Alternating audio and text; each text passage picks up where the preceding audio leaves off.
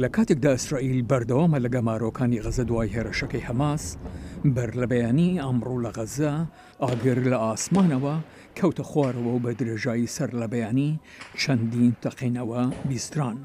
وەزارەتی تەندروستی فەڵەستین ڕۆژی چوارشەممە وتی 3 فەڵەستینی لە کەمپی پەنابەرانی جنین لە کەرتی ڕۆژاوای داگیرکراوی ئیسرائیل کوژران.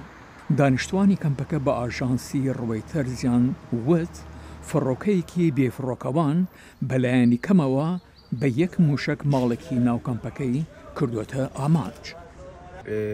صار عملية إطلاق نار من هون من لەم ئاراستەیەوە تەقە لەلایەن هێزەکانی داگیرکەرەوە دەکرا. تەقەیان لە کارمەندانی تیمەرکەران کرد. تیمەرکەران خەریکی گواستنەوەی خەڵک بوون، بەڵام ڕۆژەکە سەخت بوو دوای ئەو زیانانی کە موشکەکە بە ناوچەکەی گەیاند. لە دەرەوەی دەواازەی سنووری ڕەفاه لە غەزە بەرەبەیانی ڕۆژی چوارشەممە قەرەباڵغیەک دەبینرا کە زیاد دەبوو. قەتەر نیوەنگیری ڕێکەوتنێکی نێوان مسر و ئیسرائیل و هەماس کردبوو بە هەماهەنگی لەگەڵ ئەمریکا کە ڕێگە بە چوون دەرەوەیەکی سنووردار لە غەزەی گەمار و دراو بدەن. لە ڕۆژی چوارشەممە ئۆتۆمبیلی فریاکەوتن و بارهەڵگەرەکانی فریاگوزاری بینران کە دەپەڕنەوە. هێزەکانی بەرگری ئیسرائیل ڕۆژی چوارشەممە ئەو ڤیدیۆیانەیان بڵاو کردەوە کە دەوترێت کردارە زەمینیەکان و هێرشەکانی ئیسرائیل لە کەردی غەزە نیشان دەدەن. بنیامین نێتنیاهو سەرکۆزیرانی ئیسرائیل وتی شەڕی ئیسرائیل لە غەزە درێژخایەن دەبێت، بەڵام سەرکەوتوو دەبێت.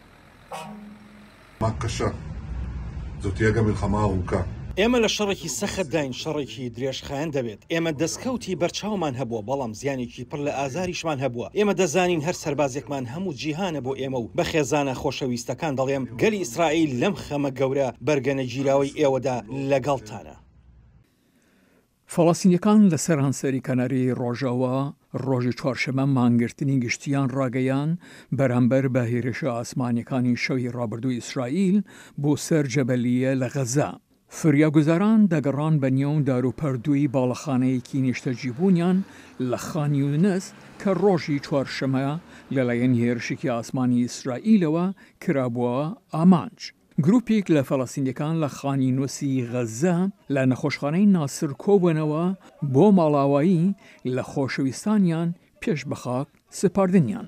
سوپای ئیسرائیلی وت لە ڕۆژی چوارشەممە بەلەمی موشکیان لە دەریای سوور وەک هێزی پاڵپش جێگیر کردووە.